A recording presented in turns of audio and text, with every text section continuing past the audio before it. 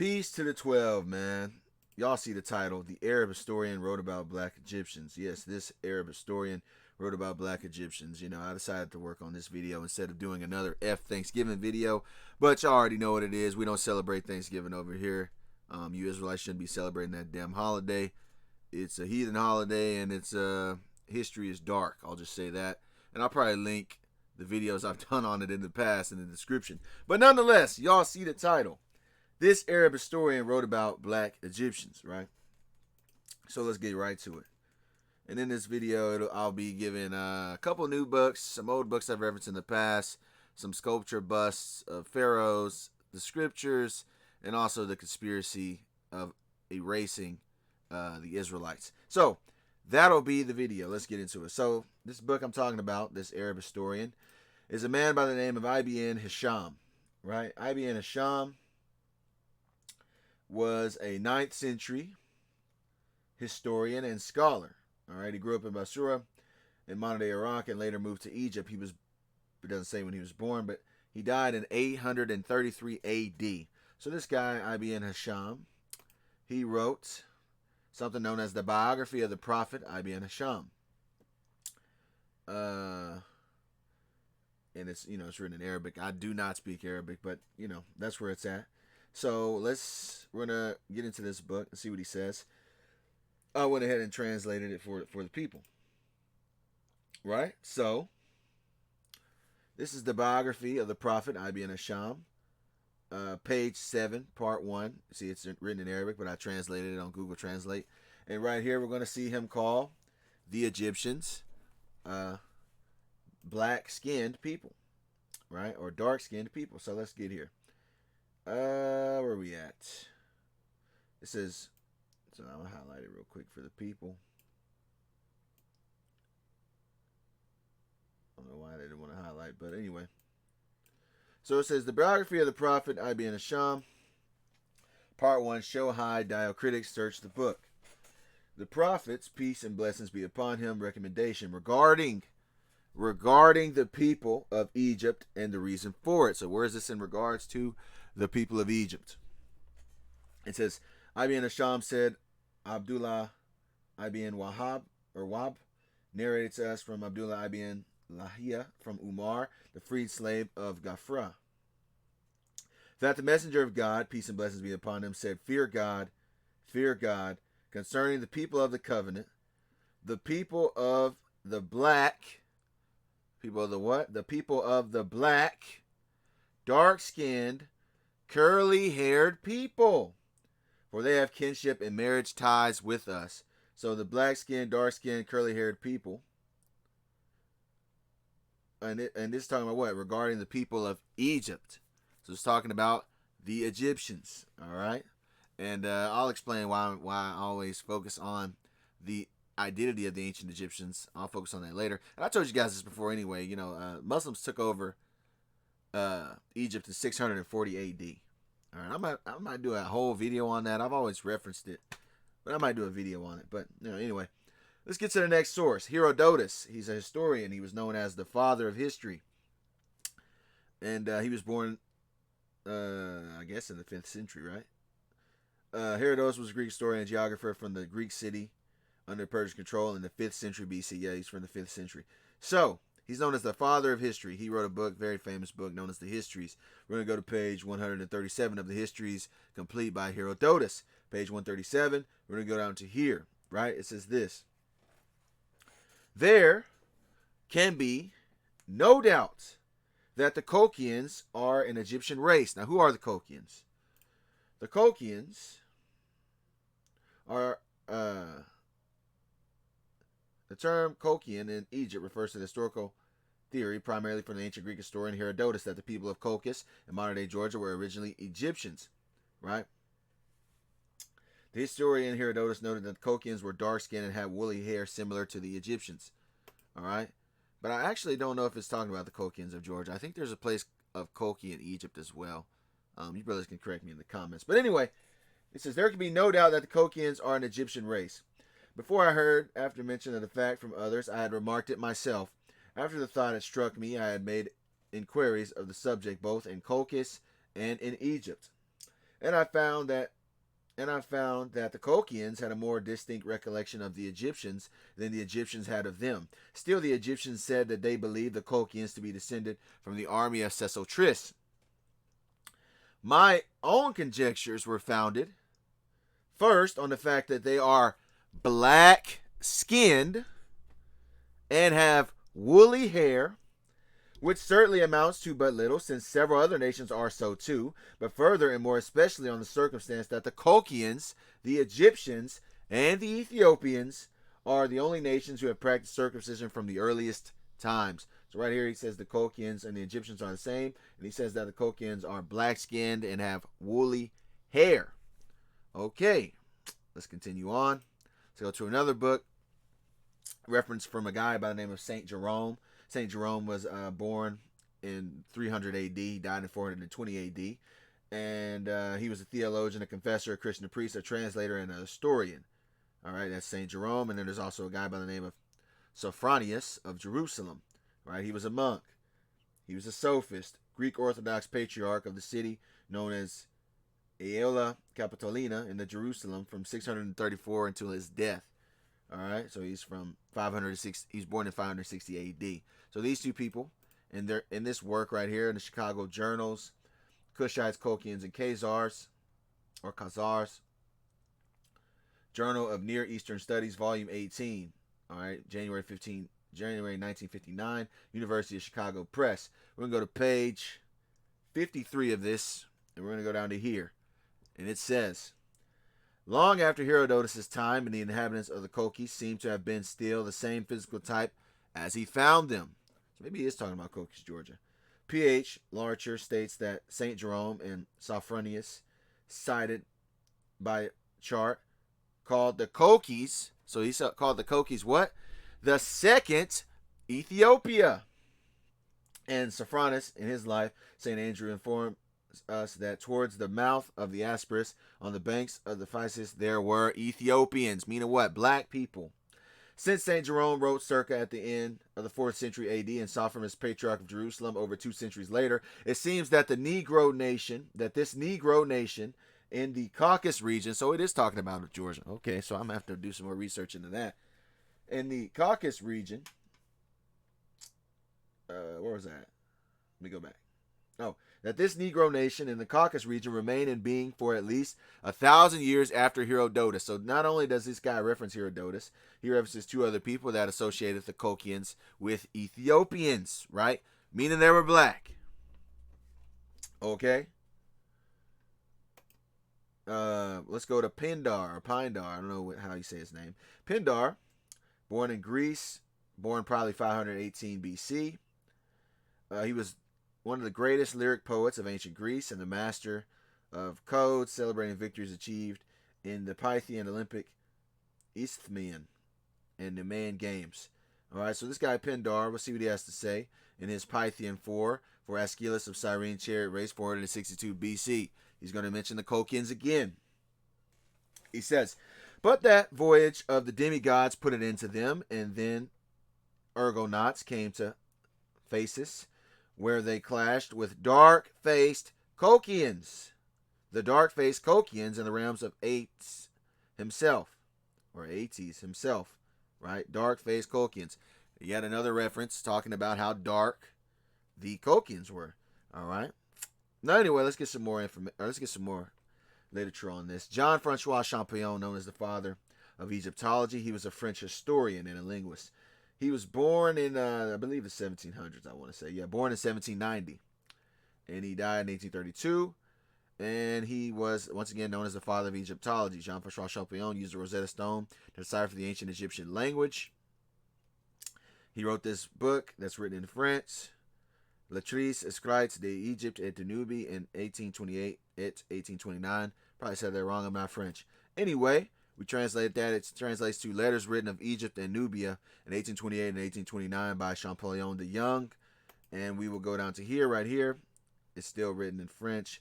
And this is the appendix. We translate it. It's appendix summary, notice on the history of Egypt, written in Alexandria for the Viceroy and delivered to His Highness in November 1829. And we're going to read this part right here. And we're going to translate it. This is what he has to say about the first people of Egypt. Check this out. He says, the first tribes, keyword first, tribes who populated Egypt, that is to say the valley of the Nile between the cataract of Aswan and the sea, came from Abyssinia or Sennaar. Where's Abyssinia? Abyssinia is an old word for Ethiopia, an archaic word for Ethiopia. Abyssinia, or simply Ethiopia, is the Ethiopian Empire. So he's letting you know that the first tribes that populated Egypt came from Ethiopia.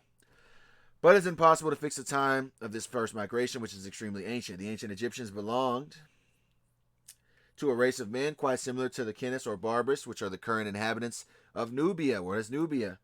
All right, Nubia is northern Sudan. All right, southern Egypt, the Nubians. All right, so-called black people. Current inhabitants of Nubia. We do not find among the Copts of Egypt any of the characteristics, features of ancient Egyptian population. All right, so the Kokians I was talking about earlier, I was getting them confused with the Copts. That's who I was talking about that lived in Egypt. So the Kokians he was talking about the region of Georgia. That's interesting. I'm going to have to look into that. If you brothers got any information on that, be sure to drop it in the comments. I will check it out. Anyway, let's see what else he said. We do not find among the Copts of Egypt any of the characteristic features of the ancient Egyptian population. What was the ancient Egyptian population? Abyssinia, first tribe, all right, Ethiopia. The Copts are the result of a confused mixture of all the nations which successfully dominated Egypt. It is wrong to want to find among them the main traits of the old race. Okay, so pretty self-explanatory there. Let's go to the next guy, James Cowles Picard. Guy born in 1786. He wrote a book known as Researches into the Physical History of Man. He was an anthropologist or an ethnologist. And let's see what this book has to say. Research into the Physical History of Man by James Cowles Picard. Let's see if I'm still recording. I am. Let's go. All right, page 228. Oh, he talks about the Kokians. On which passage the scholas observes the Kokians were black, and that their dusky hue was attributed to their descent from the Egyptians, who were of the same complexion. So he references that as well. And we go to page 228. It reads, I have observed that if we had no other data than the description left by the Greeks or the personal traits of the Egyptians, we should certainly conclude that they were Negroes. There is a well-known passage of Herodotus from which no reader would fail to draw this inference. Yeah, everybody references this.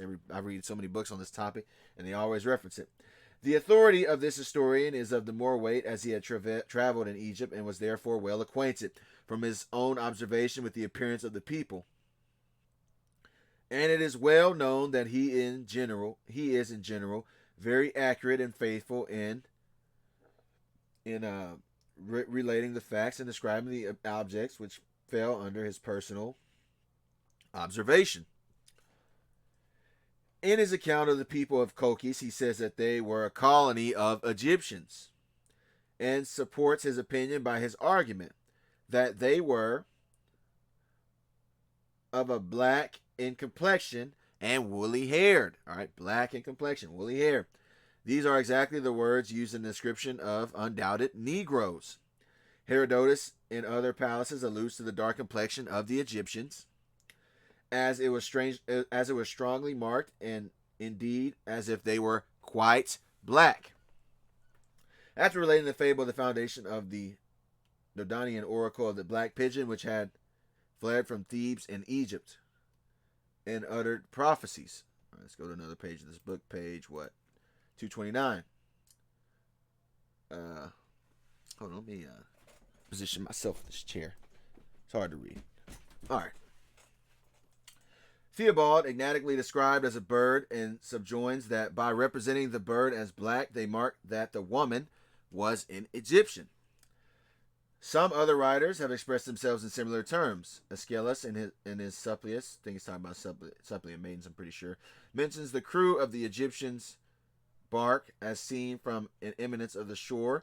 The person who espies them concludes them to be Egyptians from their black complexion. There are other passages in ancient writers in which the Egyptians are mentioned as a swarthy people, which might with equal propriety be applied to a perfect black or to a brown or dusky Nubian. We have in one dialogue of Lucian his description of a young Egyptian who was represented as belonging to the crew of a trading vessel at Peru it is said of him that, besides being black, he had projecting lips, and was very slender in the legs, and that his hair and that his curls brushed up behind marked him to be a slave. The description of the hair, however, might rather apply to a frizzled and bushy curls, like those worn, as I have already shown, by the Bashari, than to the woolly head of the Negroes. Mr. Say describes Barbara heads of Negroes. I already said that. I think we're pretty much done with that. Resembles that of Negroes. I think he says, where are we at? He adds that the masculine limbs resemble that of Negroes. In Egyptian paintings, particularly in the representation of agricultural scenes, he described Miss Hamilton. The hair was very similar appearance. For comparing these accounts, some of which were written by persons who had traveled in Egypt, meaning these are first-hand accounts, and whose testimony is not likely to have been biased in any respect. They have no biases there.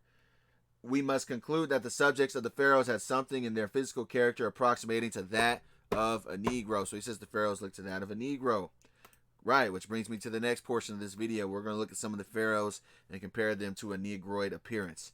All right, this is Pharaoh Narmer. Pharaoh Narmer was of the first dynasty of Egypt. All right. He's also known as Maynes, Pharaoh Maynes, King Maynes. All right. Here's a picture of Pharaoh Narmer. Here's a picture of Mike Tyson. Here's a picture of whoever this dude is, man. Pharaoh Narmer, 4240 BCE, founder of Kemet. He has the Negro nose, the Negro lips, and the Negro ears. All right. But that's not all. Let's get another one. Pharaoh Ninetjer, second dynasty of Egypt. Pharaoh Ninetjer. Here's a picture of Pharaoh Ninetjer. Here's the rapper KRS-One. Exact same features. All right. Here's another picture of Pharaoh Ninetjer, and he has the Hamar tribe Ethiopian hairstyle. The Hamar tribe Ethiopian hairstyle. He's obviously black. All right. Ninetjer, KRS-One. Same exact features. All right. These features are known as Negroid features. Flattish nose, flat root of the nose, and narrower ears, narrower joints. All right. Negroid features. Okay, let's get some more. Pharaoh Khufu of the 4th dynasty. All right, here's Pharaoh Khufu of the 4th dynasty. You can already see it here. The flattish nose. All right.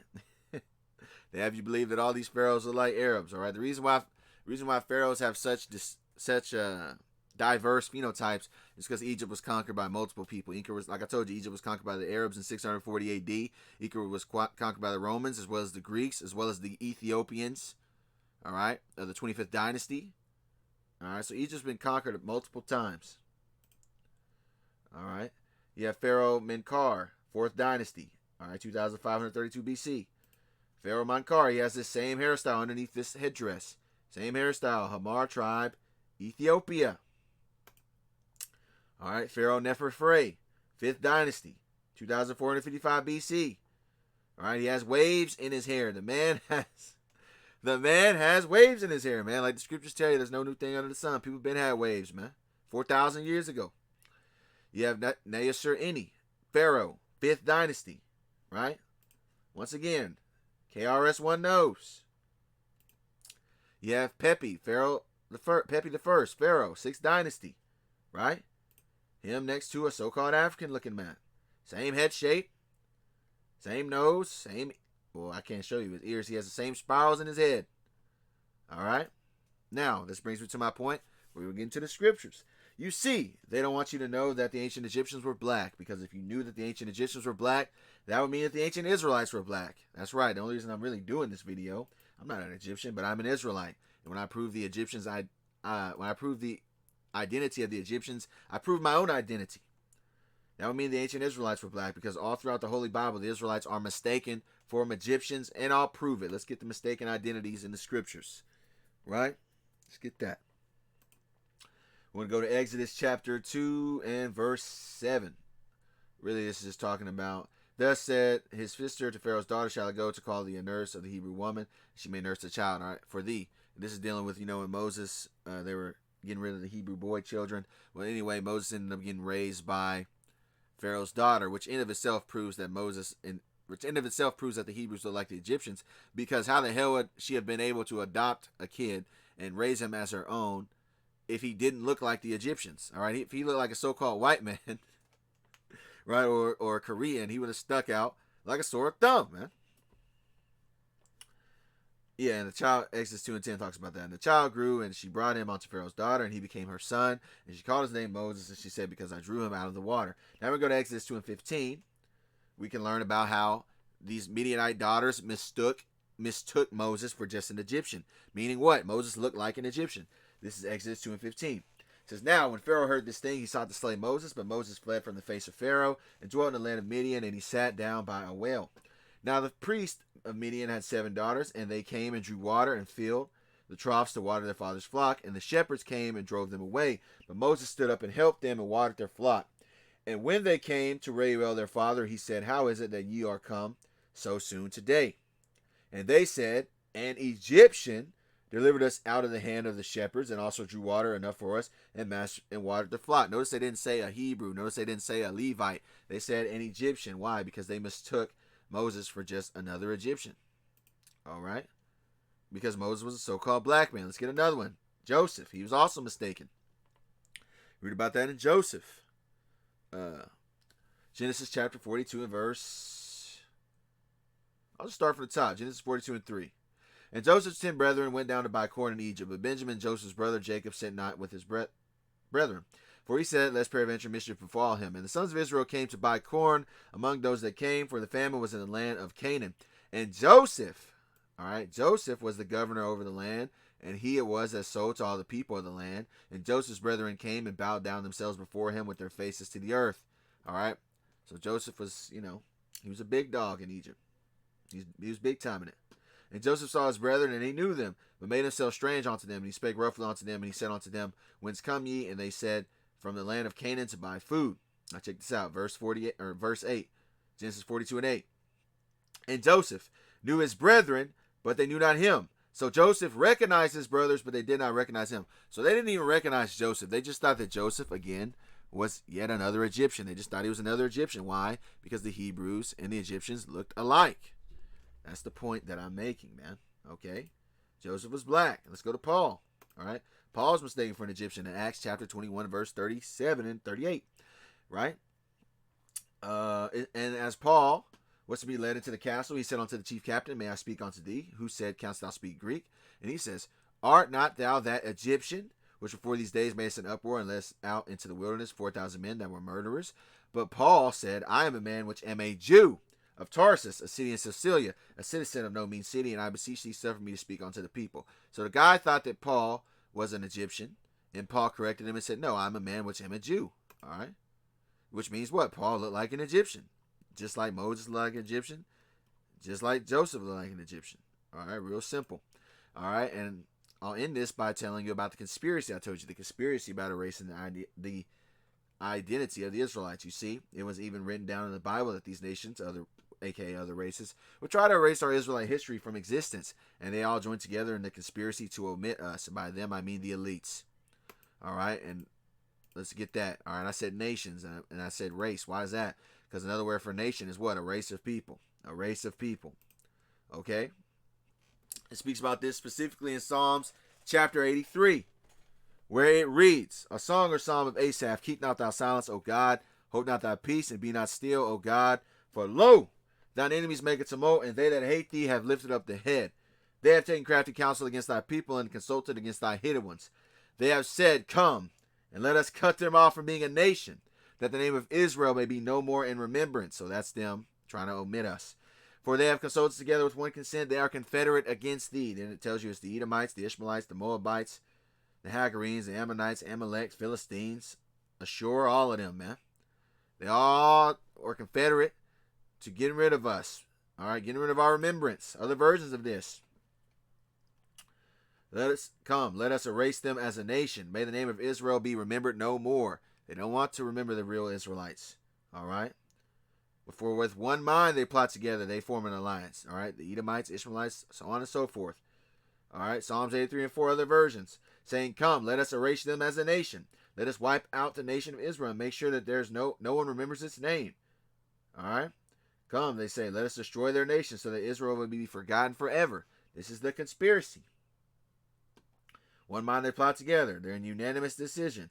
Conspire with one accord. One mind they plot together. All right, they're in alliance with that. All right, the elites.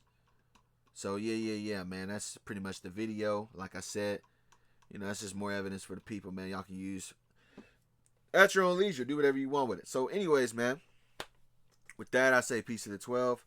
I want to give all praises, honor, and glory to the Heavenly Father, Most High, Yahawah, in the name of His only begotten Son, yahawashi. Yahawah is the name of Heavenly Father, who the world commonly calls God, and yahawashi is the Savior of the nation of Israel, the world commonly calls Jesus Christ. I'm going to say shalom, which means peace. People listen and learn. You brothers who work truth, sincerity, and to you elders have been doing the same before me, man. I'm going to go ahead and get up and out of here, signing out, going, peace.